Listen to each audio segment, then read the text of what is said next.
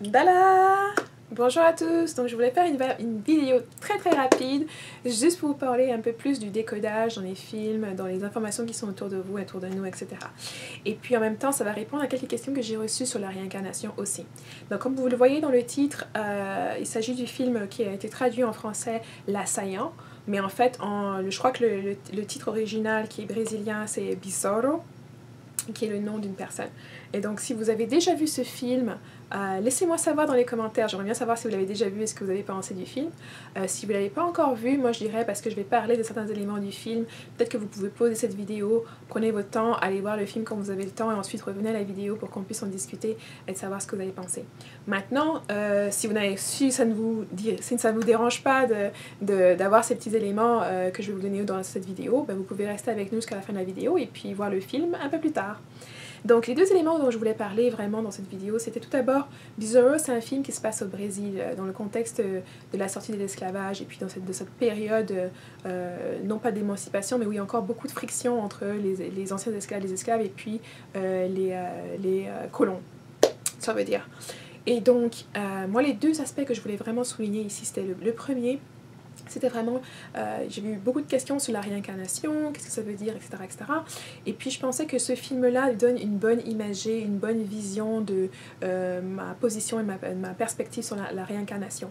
C'est-à-dire que Besouro, lui, quand il décède, il décide de revenir, il revient dans le corps de son fils, qui était à ce moment-là encore dans le ventre de sa femme qui était enceinte, et puis il descend en connaissant son nom, en revenant presque entièrement déjà activé avec tous ses pouvoirs, en sachant exactement ce qu'il va faire, etc. Et ça rejoint un peu ma vidéo où je disais nos ancêtres, on choisit nos noms, on s'annonce, on sait qui on est, on revient parce qu'on a des objectifs, on a un but précis à faire et on a un but à atteindre. Donc c'est pas juste les gens qui reviennent n'importe comment ou que des noms doivent être choisis n'importe comment aussi. Ces noms-là, ils viennent parfois, l'ancêtre normalement s'annonce, c'est pas un nom qui est choisi par la communauté, etc. C'est un nom qui est annoncé, qui vient de la personne elle-même quand elle est dans le monde des esprits. En tout cas, moi, c'est ma perspective. Et ce que j'aime bien dans ce film-là, c'est qu'il montre ça un peu. Il montre comment, avec toute son énergie, tout ce qu'il a fait, il s'annonce pour revenir et puis pour terminer ce qu'il a commencé. Donc ça, c'est un aspect du film que vous allez voir qui va vous donner un visuel là-dessus, qui va vous aider peut-être un peu plus à comprendre le principe de réincarnation dans la spiritualité africaine. Maintenant, la seule chose, le caveat que j'allais dire, que j'aurais dû dire même avant de commencer de vous donner ces éléments-là, c'est que quand vous regardez un film, il y a beaucoup de films qui ont beaucoup d'informations métaphysiques, spirituelles dedans, etc. Il suffit de bien les décoder, de bien faire un peu attention. Mais ça demeure un film, donc il ne faut pas vous dire que c'est la réalité pure et simple. Il y a beaucoup d'exagération dans ce film-là, il y a beaucoup aussi de côtés qui sont montrés un peu de manière partielle. Donc il faut un peu utiliser aussi votre discernement sur certains éléments. C'est pour ça que je ne vais pas passer sur tout le film, ça me ferait une vidéo qui va être beaucoup trop longue. Ça serait peut-être mieux pour une podcast ou quelque chose comme ça, mais ça va vous donner des éléments auxquels vous allez pouvoir peut-être avoir un imaginaire qui va être plus actif dans cette période-là. Donc par exemple, quand vous ne comprenez pas un peu la réincarnation dans le contexte africain, la spiritualité africaine, ça va vous donner un petit background dedans, à une petite visualisation de à quoi ça pourrait ressembler. Okay? Maintenant, vous devez toujours après utiliser votre propre intuition, votre propre discernement pour savoir est-ce que c'est quelque chose qui résonne avec vous ou pas. Mais il faut aussi se prendre en compte que le monde du film, c'est un monde qui va vous montrer certaines perspectives, certaines suggestions aussi. Donc ça va pas être parfait, ça va pas être la vérité simple et pure juste parce que vous l'avez vu dans un film, ok? C'est bien pour ça que je lui dis, on va utiliser ce film comme un outil pour pouvoir voir certains aspects des petites choses qu'on essaie d'explorer. Donc, maintenant, le premier sujet, c'était de regarder un peu la réincarnation et de voir comment c'était montré dans ce film-là qui touche vraiment la perspective selon laquelle je parle dans mes vidéos. Maintenant, la deuxième perspective, c'est de vraiment voir en fait comment est-ce que le travail énergétique dont je parle souvent, vous pouvez peut-être avoir une idée un peu ambiguë, une idée un peu farfelue, sans bien comprendre ce que ça veut dire. Et je pense que ce film-là fait un bon travail à montrer un peu ça. Comment est-ce qu'un homme peut envoyer son énergie d'amour à une femme et qu'elle, à une distance faramineuse, peut ressentir sa présence, peut ressentir son amour. Et donc quand on parle souvent on va entendre des expressions qui disent que lorsqu'on fait l'amour, on devient une personne, et deux personnes deviennent une personne, etc. Il n'y a pas vraiment du concret derrière ça. Les gens ont du mal à comprendre. Et là, vous pouvez avoir un visuel qui va être beaucoup plus présent, qui va peut-être vous aider à avoir un peu ce côté vraiment spirituel des relations qu'on peut avoir avec une autre personne. où vraiment elle le ressent être présent, être proche de lui physiquement alors qu'il ne l'est pas.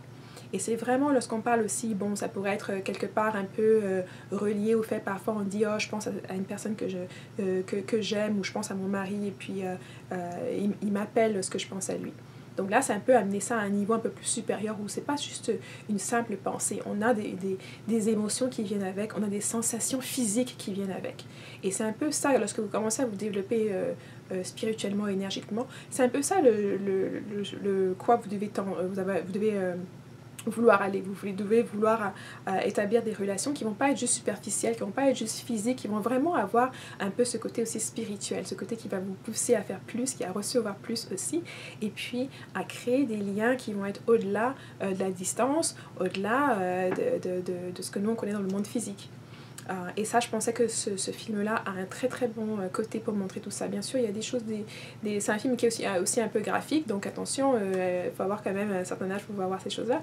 Mais ça montre bien aussi qu'il y a au-delà de l'aspect physique et sexuel, il y a aussi tout ce qui est vraiment sensuel et qui est vraiment connexion énergétique, connexion spirituelle avec. Et ça fait une relation qui est beaucoup plus forte, une relation justement qui peut passer d'un amour ordinaire, mondain qu'on connaît, à quelque chose qui va être de beaucoup plus longtemps.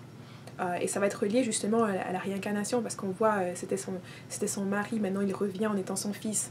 Donc elle va avoir cet amour, en l'appelant comme ça, elle va pouvoir continuer à l'aimer d'une manière qui est différente, mais c'est un amour qui va être transcendé, transmuté en autre chose. Et c'est un peu ça avec nous dans la spiritualité africaine. On est un peuple qui imagine l'amour comme quelque chose qui est vraiment une force qui ne s'arrête jamais. Donc ça ne s'arrête pas avec le couple, ça continue.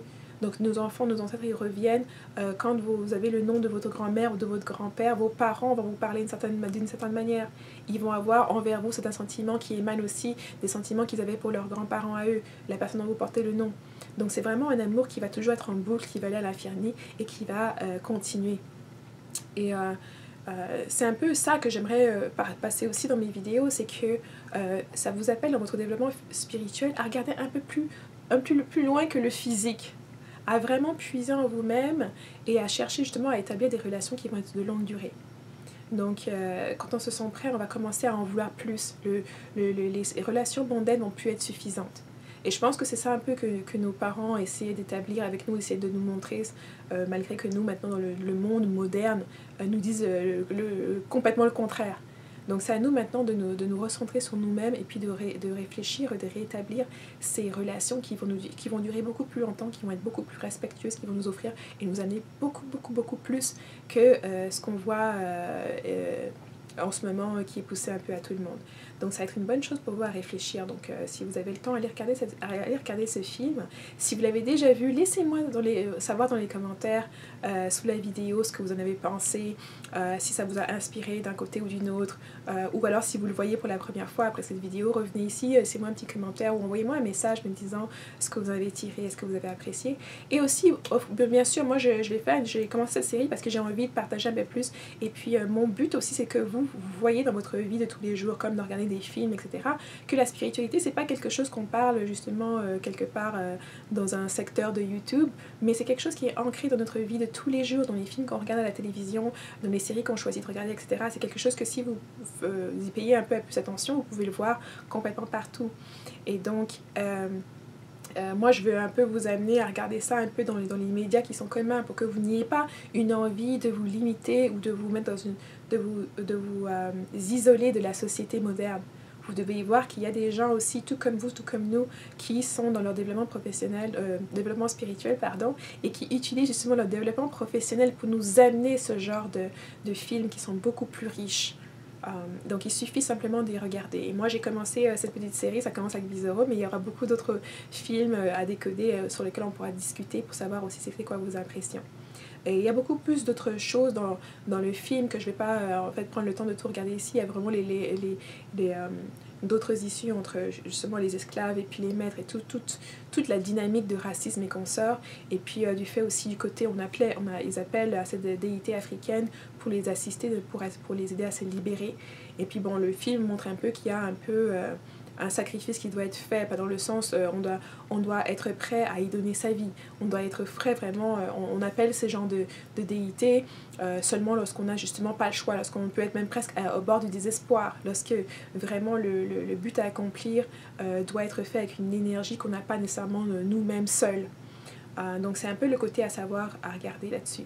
Après on peut s'échanger un peu parce que comme j'ai dit il y a des exagérations dans le film, il y a aussi un petit côté un peu trop négatif par rapport à la spiritualité elle-même, bien qu'il montre aussi le revers et la force que ça peut avoir.